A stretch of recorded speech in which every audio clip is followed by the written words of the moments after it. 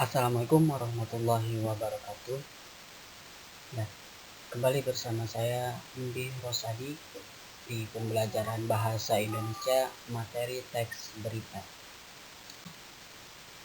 Berbicara mengenai pengertian berita, banyak sekali definisi berita atau news. Ada yang mengatakan bahwa news merupakan singkatan dari 4 kata, yaitu North atau utara, East atau timur, West atau barat, dan South atau selatan. Selain itu, ada juga yang mengatakan bahwa news berasal dari kata news atau baru. Kita ada beberapa para ahli yang menjabarkan pengertian dari berita.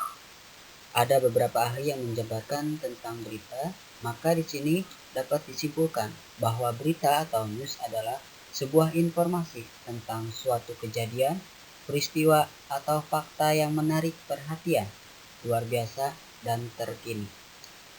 Suatu berita tidak akan terlepas dari kata informasi. Maka, apa itu informasi?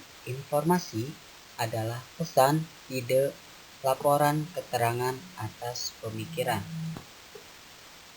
Ketika kita menyampaikan informasi atau berita, yaitu sebuah berita hendaknya menggunakan bahasa yang baik dan benar. Dalam arti harus jelas, mudah dipahami, dan menggunakan intonasi yang tepat. Di sini ada tujuan berita. Tujuan berita tidak akan terlepas dari yang namanya menyampaikan informasi. Nah, di sini dapat kita lihat tujuan dari berita adalah untuk mengetahui informasi atau isi berita. Berita berhubungan erat dengan profesi kewartawanan. Seorang wartawan yang meliput di lapangan memiliki tugas untuk melaporkan hasil liputannya tersebut kepada redaksi berita. Nah, apa itu wartawan? Dapat kita lihat, wartawan menurut Kamus Besar Bahasa Indonesia edisi kelima tahun 2020 adalah orang yang pekerjaannya menyusun berita untuk dimuat dalam surat kabar, majalah, radio, dan televisi. Seorang wartawan tidak akan terlepas yang namanya jurnalistik. Nah, dapat kita lihat lagi, jurnalistik di sini termasuk dalam kajian ilmu komunikasi, yang artinya yaitu ilmu yang mengkaji proses penyampaian pesan, gagasan, pemikiran, atau informasi pada orang lain. Kita lanjut, dalam berita tidak akan terlepas dari yang namanya unsur-unsur berita. Nah, di sini unsur berita mengandung 5W plus 1H atau biasa disebut adik Simba. Apa itu 5W plus 1H? 5W plus 1H itu terdiri dari what, when, where, why, who. Dan 1H-nya itu how. Nah, yang pertama ada kata what atau apa. Dalam sebuah berita, pertanyaan apa biasanya digunakan untuk menanyakan peristiwa. Di sini dapat dilihat di contoh, apa penyebab peristiwa terjadi. Nah, yang kedua, when. When di sini biasanya mengatakan waktu. Nah, bentuk pertanyaannya yaitu kapan peristiwa itu terjadi. Misal, ada sebuah kebakaran. Si reporter atau si wartawan menanyakan pada masyarakat, kapan peristiwa ini terjadi dan pukul berapa peristiwa ini terjadi. Nah, seperti itu biasanya. Yang selanjutnya ada where. Where itu berkaitan dengan tempat. Nah, dapat dilihat di sini di mana peristiwa tersebut terjadi. Yang selanjutnya ada why. Mengapa? Ya, artinya di sini menyatakan penyebab, ya. Kenapa?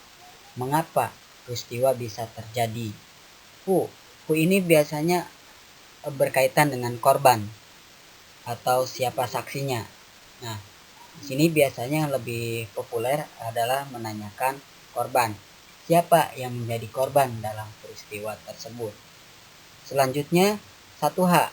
1H itu berkaitan dengan kondisi biasanya. Wartawan menanyakan tentang kondisinya. Bagaimana kronologi peristiwa tersebut bisa terjadi? Selanjutnya kita masuk ke bagian-bagian iklan. Ada beberapa bagian dalam iklan. Yang pertama ada headline atau judul. Dalam membuat berita, hal yang pertama yang harus diperhatikan adalah membuat judul berita. Judul berita sangat penting untuk mengantarkan pembaca masuk ke dalam berita. Nah, headline di sini berfungsi untuk menolong pembaca agar segera mengetahui peristiwa yang akan diberitakan. Headline juga memperkenalkan isi berita yang hendaknya mencerminkan isi berita tersebut dengan menarik. Nah, penting sekali dalam iklan ini kita tonjolkan judul yang menarik. Nah, selanjutnya ada headline. Headline di sini berfungsi untuk menunjukkan tempat kejadian dan inisial media. Nah, keterangan yang berkaitan dengan waktu penyusunan berita, terus lokasi berita, dan tempat media itu. Itu. Yang selanjutnya ada teras berita. Teras berita di sini merupakan unsur paling penting dari sebuah berita yang menentukan apakah isi berita akan dibaca atau tidak oleh para penikmat berita. Selanjutnya ada body atau tubuh berita. Tubuh berita ini isinya menceritakan peristiwa yang dilaporkan dengan bahasa yang singkat, padat, dan jelas. Atau body berita atau tubuh berita ini merupakan uraian yang lebih terperinci mengenai isi berita. Untuk lebih jelas mengenai bagian-bagian berita, mari kita perhatikan contoh berikut. Di sini ada judul berita, judulnya yaitu SBY, kunci jaga kebinekaan adalah toleransi dan tenggang rasa. Nah, itu bagian dari judul beritanya. Kita masuk ke bagian kedua, ada deadline, yaitu yang menunjukkan waktu dan medianya. Situ ada.